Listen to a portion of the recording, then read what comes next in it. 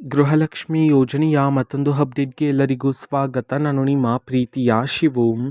ಇವತ್ತಿನ ಒಂದು ವಿಡಿಯೋದಲ್ಲಿ ಗೃಹಲಕ್ಷ್ಮಿ ಯೋಜನೆಯ 24ನೇ ಕಂತಿನ ಹಣಕ್ಕೆ ಸಂಬಂಧಪಟ್ಟಂತೆ ಈಗಷ್ಟೇ ಒಂದು ಇಂಪಾರ್ಟೆಂಟ್ ಇನ್ಫಾರ್ಮೇಷನ್ ಆದರೆ ಬಂದಿದೆ. ಸೊ ಬನ್ನಿ ಅದರ ಬಗ್ಗೆ ನಾವು ಈ ವಿಡಿಯೋದಲ್ಲಿ ಮಾಹಿತಿಯನ್ನಾದರೆ ತಿಳ್ಕೊತಾ ಹೋಗೋಣ. ಸೊ ವಿಡಿಯೋವನ್ನು ಸ್ಟಾರ್ಟ್ ಮಾಡ್ತೀನಿ.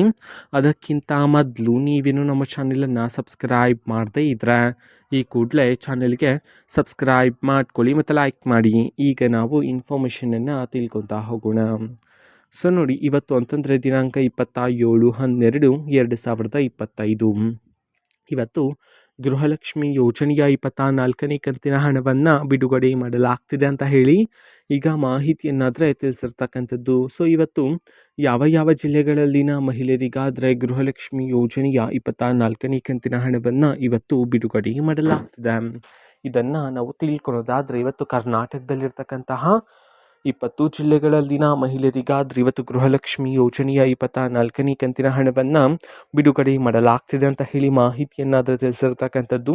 ಸೊ ಈಗ ನಾವು 20 ಜಿಲ್ಲೆಗಳ ಹೆಸರನ್ನು ತಿಳ್ಕೊತಾ ಹೋಗೋಣ. ಸೊ ಮೊದಲಿಗೆ ವಿಜಯಪುರ, ವಿಜಯನಗರ, ಉಡುಪಿ, ಉತ್ತರ ಕನ್ನಡ, ತುಮಕೂರು, ಶಿವಮೊಗ್ಗ, ರಾಮನಗರ, ಮಂಡ್ಯ, ಮೈಸೂರು, ರಾಯಚೂರು, ಬೆಂಗಳೂರು ನಗರ, ಬೆಂಗಳೂರು ಗ್ರಾಮಾಂತರ, ಬಳ್ಳಾರಿ, ಬೆಳಗಾವಿ, ಬಾಗಲಕೋಟೆ, ಹಾವೇರಿ, ಕಲಬುರಗಿ, ಕೊಡಗು, ಕೋಲಾರ, ಕೊಪ್ಪಳ.